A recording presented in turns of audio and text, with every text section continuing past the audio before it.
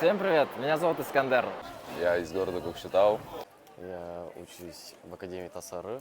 Мне сказали, чтобы я сказал, что Академия хорошая. Я прилетела в Турцию, в город Измир с помощью компании Global Students. Про погоду в Измире. В целом, я человек как со Астаны, мне здесь очень жарко. Решил пообедать в нашей местной столовой, купил вот это вот за 85 лир. В городе можно пообедать немного подешевле. Вчера у меня на ужин ушло 55 лир. Я вот приехала через компанию Global Students, кураторы вот очень хорошо помогают. Сопровождение было отличное, никого не потеряли. Сама компания внушает безумное доверие в каждого ученика. Они отвечают за все, за перелеты, за проживание, и это безумно круто. Мы находимся уже в Турции 10-й день. Нам здесь все нравится. Очень добрые, приветливые, хорошие люди.